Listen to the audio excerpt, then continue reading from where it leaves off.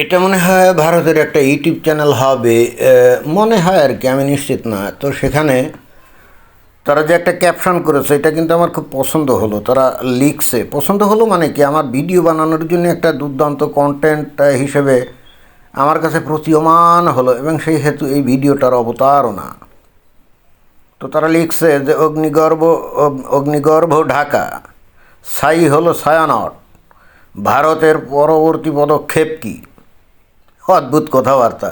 মানে ভারতের লোকজন যারা এই যে ইউটিউব চ্যানেল ট্যানেল খুলে নানা রকম লেকচার টেকচার দেয় না, এরা নিজেদেরকে মহাপণ্ডিত মনে করে। মানে ভাবখান এইরকম যে বাংলাদেশের ব্যাপারে তারা যা ইচ্ছা খুশি করবে, এবং সেগুলো করলে বোধ হয় বাংলাদেশের তৌহিদি জনতা এটা মেনে নিবে।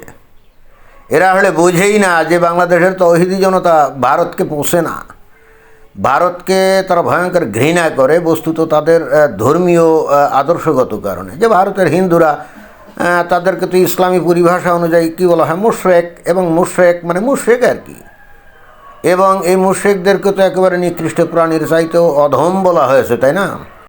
তো বাংলাদেশের তৌহিদি জনতা কি করছে, এই যে বর্তমানে বাংলাদেশে যত সাংস্কৃতিক কর্মকাণ্ড যেগুলো ছিল, সেগুলো তো দশকের পর দশক ধরে হুজুরদের কঠিন ইসলামী বয়ান দ্বারা সেগুলোকে অনেকটাই বাংলাদেশ থেকে ঝেঁটিয়ে বিদায় করা হয়েছে। বাংলাদেশে কিন্তু এখন আর শিল্পী, কবি, সাহিত্যিক এগুলো কিন্তু জন্মগ্রহণ করে না, এবং কেউ ওই গান বাজনা বস্তুত শোনেও না, আর বইপত্র তো একেবারেই পড়ে না। কারণ তৌহিদি জনতা মনে করে গান বাজনা, মনে করে কি এগুলো তো আসলেই হারাম। এই যে গান বাজনা, নাটক, সিনেমা, অভিনয়, এগুলো তো সবই তো হারাম, তাই না? তারপরে কবিতা রচনা করা, কবিতা পাঠ, তারপরে ওই নাটক, নভেল, প্রেমের কিস্সা, এ সমস্ত সবই হারাম, ইসলাম অনুযায়ী সবই হারাম। এগুলো তো হুজুরা প্রতিনিয়ত বলে।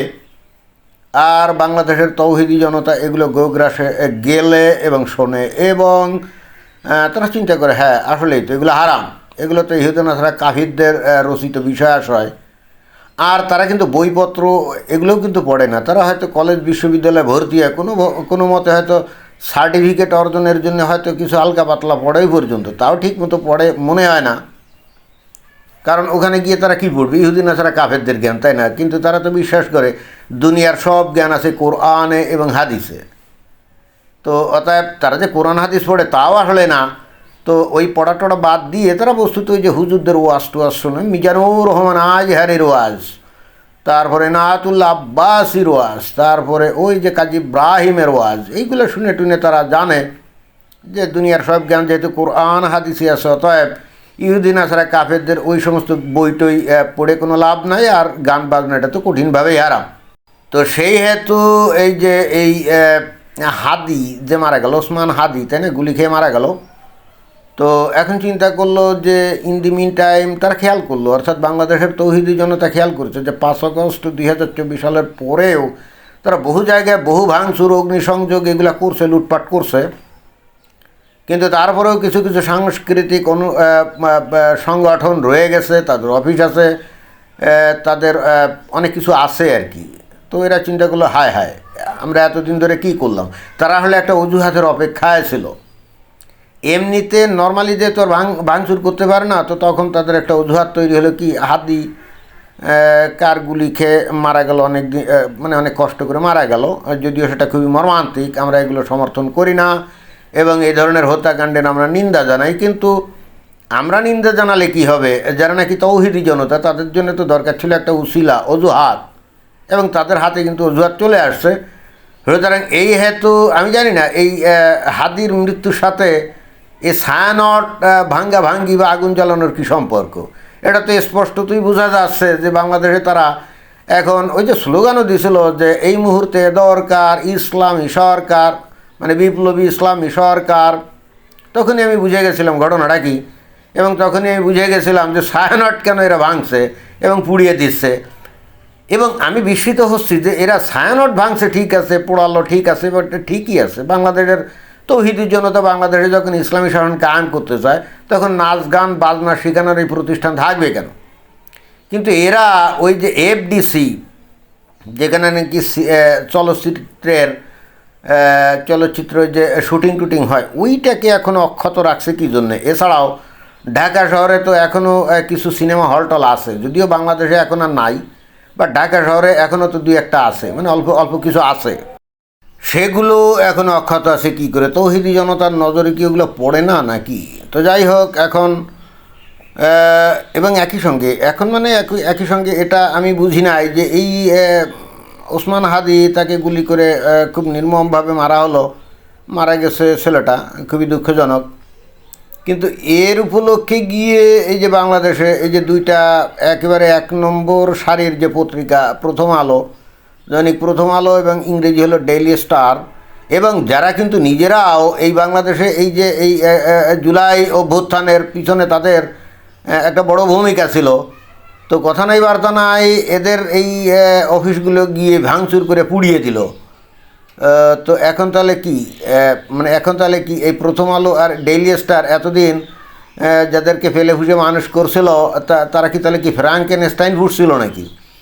প্রথম দিকে যখন আওয়ামী লীগের নেতাকর্মীদেরকে দাবড়ানি দিছিল, তাদের বাড়িঘর পোড়াচ্ছিল, তখন এই প্রথম আলো ডেইলি স্টার কত আনন্দ সহকারে তারা খবর টবর প্রকাশ করতো, তাই না? এবং প্রথম আলোর না, ডেইলি স্টার মনে হয় যে মাহফুজ, একবার তো দেখলাম যে ওই ডক্টর মোহাম্মদ ইউনূসের সাক্ষাৎকারও নিল, তাই না? এবং ভেরি ইন্টারেস্টিং ব্যাপার হচ্ছে আর একজন ওই যে নুরুল কি নাম জানি, একজন সাংবাদিক আছেন সিনিয়র, উনিও ডক্টর মোহাম্মদ ইউনূসের কিন্তু একবার সাক্ষাৎকার নিয়েছিলেন। এবং ইন্টারেস্টিং ব্যাপার হচ্ছে এই সাংবাদিকটা মানে নুরুল কি নাম জানি, নুরুল, তো এই প্রচণ্ড রকমভাবে কিন্তু আওয়ামী লীগ বিরোধী ছিল 15-16 বছর ধরে। আওয়ামী লীগের ব্যাপক সমালোচনা ওই ভদ্রলোক উনি করেছিলেন, কিন্তু কোনোদিন তার গায়ে কেউ কোনোদিন টাচও করে নাই, তাকে জেল হাজতেও ঢুকায় নাই। এবং ডক্টর মোহাম্মদ ইউনূসের অনেক মানে ভালো ভালো সম্পর্কে, তার সম্পর্কে অনেক ভালো ভালো কথা উনি খালি বলেনই নাই, ডক্টর মোহাম্মদ ইউনূসের একবার সাক্ষাৎকার উনি প্রকাশ করছিলেন। তো তখনই মনে হয়েছিল যে ওনার সাথে এই ডক্টর মোহাম্মদ ইউনূসের ভালো খাতির আছে। তো তাকেও দেখলাম যে হেনস্থা করছে, যখন ওই যে ওই তৌহিদি জনতা ওই তাদের অফিস পোড়াতে গেছে তখন তাকেও হেনস্থা করছে। এই হলো অবস্থা। তো এখানে এই তৌহিদি জনতা এখন বাংলাদেশের মূল চালিকা শক্তি, তাই না? এবং ডক্টর মোহাম্মদ ইউনূসও সম্ভবত তাদের পৃষ্ঠপোষকতা করে। তা যদি না করতো তাহলে এরা যেখানে গিয়ে ভাঙচুর অগ্নিসংযোগ করছে, ধারে বাড়ে কোথাও কিন্তু আইন শৃঙ্খলা বাহিনীর কেউ ছিল না। তার মানে কি তাদের উপর নির্দেশ ছিল যে তোমরা ধারে বাড়ে যেও না, ওরা যা ইচ্ছেগুলি করবে, মনে হয় তো এরকম। তো এখন বাংলাদেশের তৌহিদি জনতা পত্রিকার অফিস ভেঙে চুরে খান খান করবে, সাংস্কৃতিক অফিস পুড়িয়ে সরকার করে দিবে, এবং একটা পর্যায়ে খোদ বাংলাদেশটাকেই হয়তো জ্বালিয়ে পুড়িয়ে সরকার করে দিবে। এটা তো ভাই বাংলাদেশের আভ্যন্তরীণ ব্যাপার, তাই না? বাংলাদেশের তৌহিদি জনতা যদি তারা মনে করে যে তারা তাদের দেশটাকে ধ্বংস করে একেবারে ছাই ভস্মে পরিণত করবে, এটা তো আভ্যন্তরীণ ব্যাপার। এটা নিয়ে ভারতের মাথা ব্যথার কোনো কারণ আছে আমার কাছে মনে হয় না।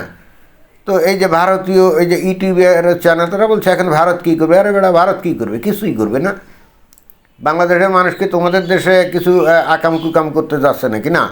তোমাদের দেশে কারো বাড়িঘর ভাঙতে যাচ্ছে না। আমরা আমাদের বাড়িঘর ভাঙবো, পুড়িয়ে সরকার করে দেবো, তাতে তোমাদের সমস্যা কি? মাছ চাইতে মামা বাড়ির দরদ বেশি, তাই না? ধন্যবাদ।